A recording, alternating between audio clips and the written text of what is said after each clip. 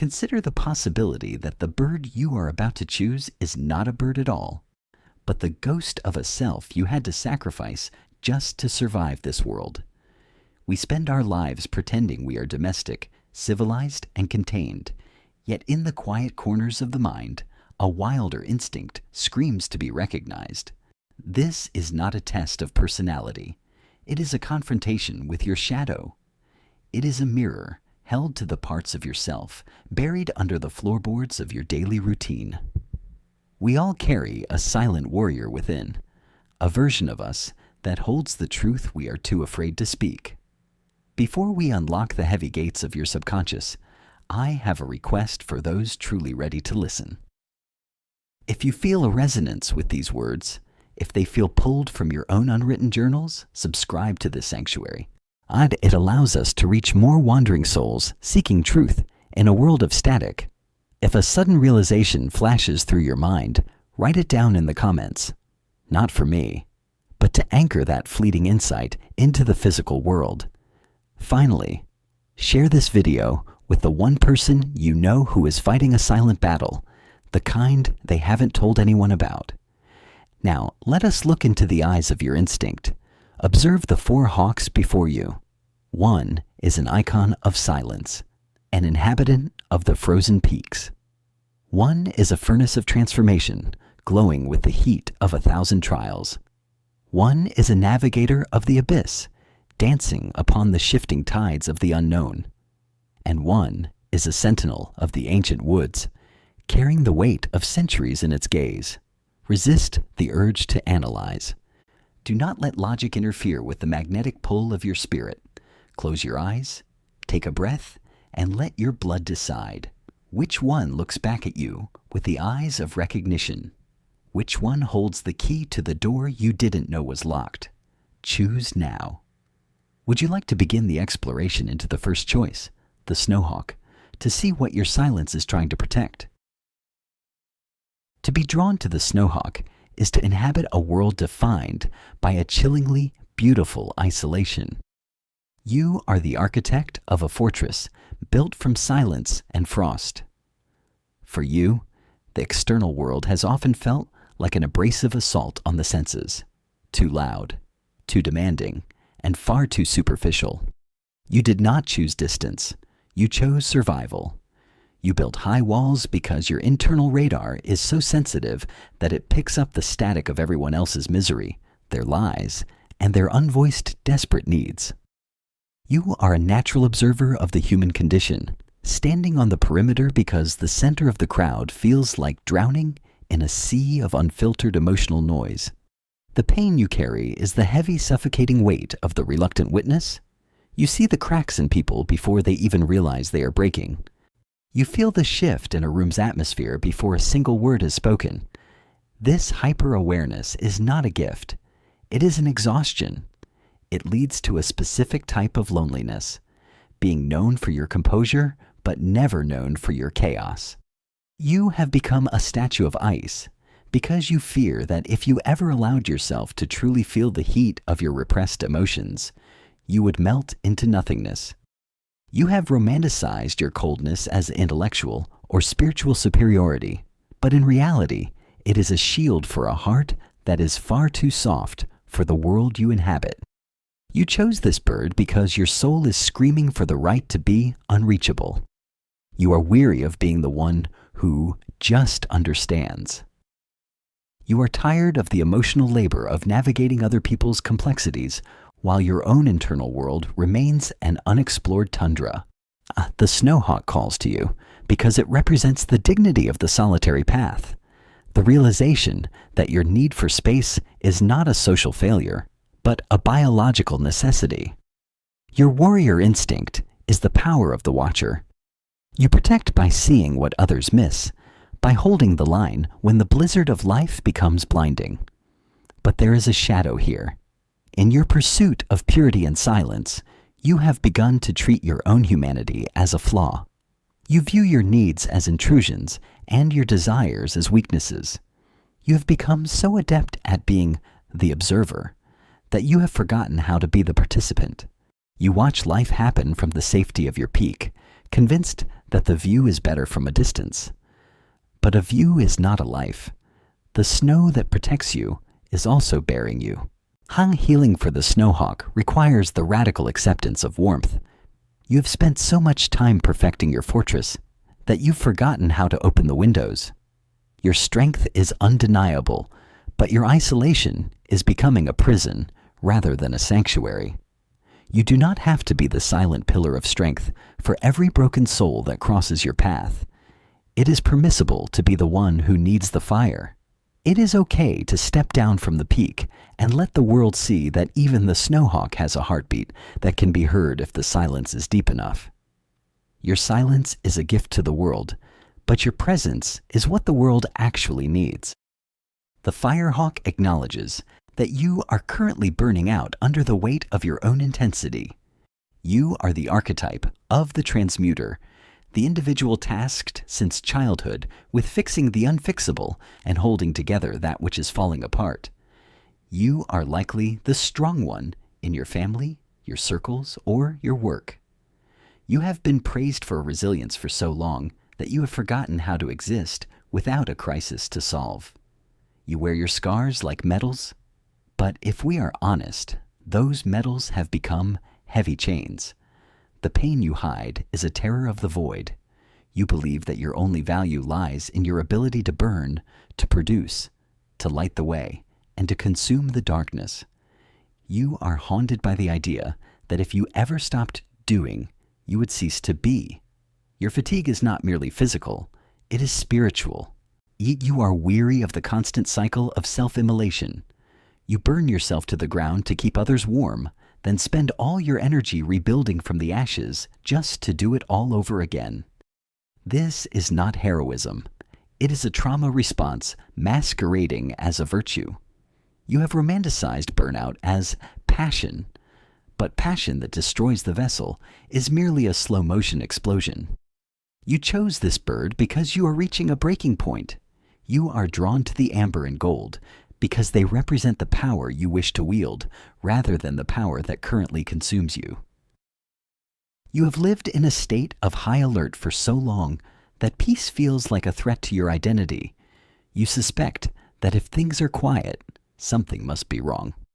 You have become addicted to the rush of the struggle because the struggle is the only time you feel truly alive and necessary. Your warrior instinct is the power of the phoenix, but even a phoenix eventually tires of the fire. The shadow of the firehawk is the ego of the martyr. Deep down, you enjoy being the one who saves the day. It provides a sense of power and control in a world that often feels chaotic. But by always being the one who burns, you prevent others from finding their own light.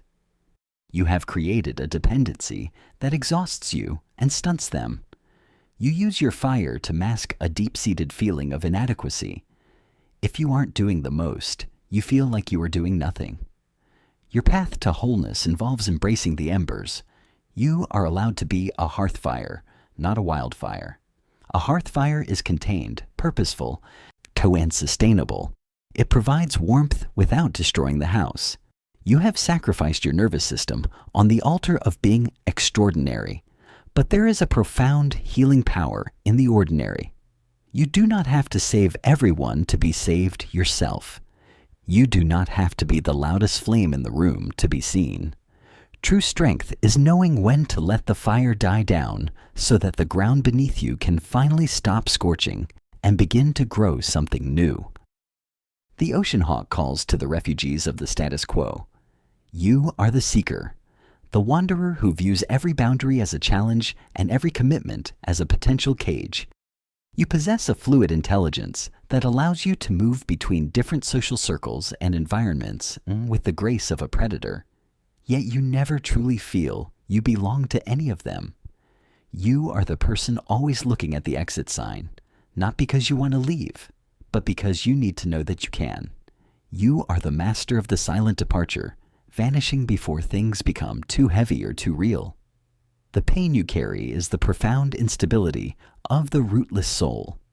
Because you refuse to be tied down, you often find yourself drifting when you should be anchored. You have mistaken a fear of intimacy for a love of freedom. You avoid deep connections because they require you to stay still long enough to be seen, and being seen feels like the most terrifying thing in the world. If someone sees you, they might find a way to trap you. You have romanticized detachment as spiritual freedom, but it is often just a sophisticated way of staying lonely. Your warrior instinct is the power of the current.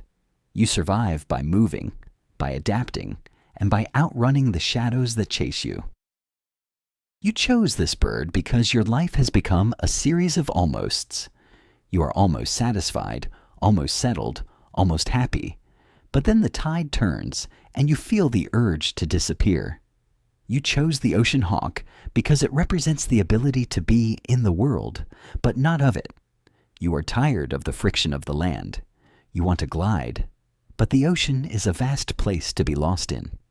You have become so adept at navigating the waves that you've forgotten what it feels like to have solid ground beneath your feet. The shadow of the ocean hawk is a lack of accountability. When things get difficult, you leave. When a relationship requires work, you find a reason why it is not a fit. You use fluidity as an excuse to avoid the messy, grounding work of being a human in a community. You are so busy being free that you have become a ghost in your own life. You are everywhere and nowhere at the same time. Healing for the ocean hawk requires the realization that a bird that never lands eventually dies of exhaustion. Freedom is a hollow victory if you have nowhere to store the treasures you found on your travels.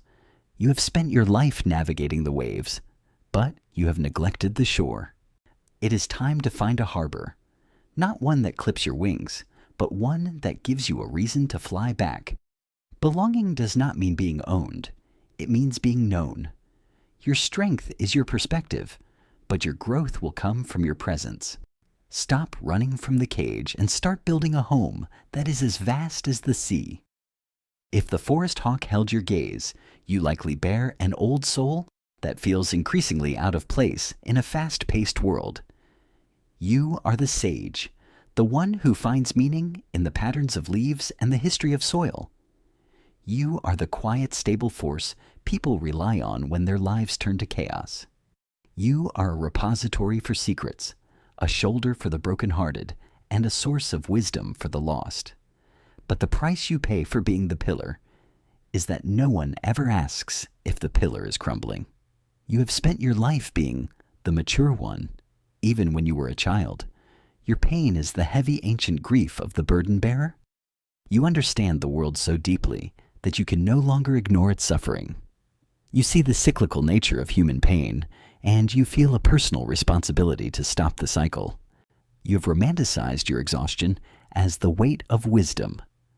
But in truth, you are simply a human being tired of acting as everyone else's compass. You have traded your spontaneity and joy for the sake of being useful. Your warrior instinct is endurance, the ability to stand your ground while the world changes, but even the strongest tree can be toppled by a steady wind if its roots are overtaxed. You chose this bird because you are reaching the limit of what you can carry. You are drawn to the shadows and the deep greens because they offer a place to hide from the demands of the light. You are weary of being the person with all the answers. You chose this bird because it represents a wisdom rooted in the earth rather than the ego. You want to be part of something larger than yourself. But you are currently being crushed by the very thing you are trying to protect. The shadow of the forest hawk is a subtle form of pride. You feel superior in your suffering and your depth. You look down on those who seem frivolous or shallow, not realizing that their lightness is something you desperately need. You have made a home in the darkness of the woods because it is easier to be a sage in the shadows than a person in the sun. You use wisdom as a barrier to prevent people from seeing your own confusion and neediness. Healing for the forest hawk involves the reclamation of your own youth. You have been an elder since childhood.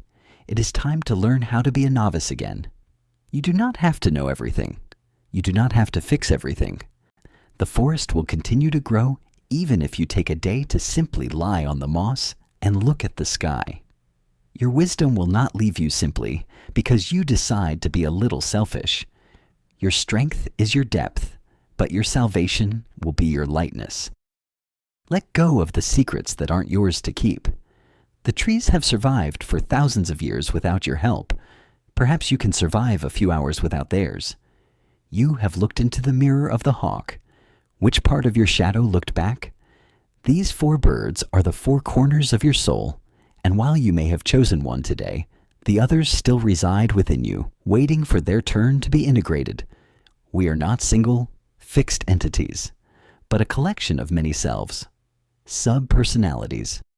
The warrior you discovered today is simply the one currently closest to the surface, the one most active in your struggle to find meaning. Do not judge your choice. Do not try to be the bird you think you should be. Instead, honor the bird that actually called to you, for that call is the beginning of your healing. You have romanticized your pain for a long time, using it as a shield against the vulnerability of change. But today, you have seen through that shield. You have acknowledged the exhaustion behind your strength and the fear behind your freedom. This is the first step toward a true warrior instinct. Not one that fights the world, but one that is at peace with its own nature. If this exploration of the warrior archetype has opened a door for you, I would be honored to have you join this community of seekers. Subscribe for more explorations into the shadow, the self, and the spirit. Tell me in the comments, which hawk revealed your hidden focus? And more importantly, what is one small thing you can do today to give that hawk what it actually needs? The flight has just begun. Would you like me to analyze the shadow side of the hawk you chose to see what traits you might be unconsciously projecting onto others?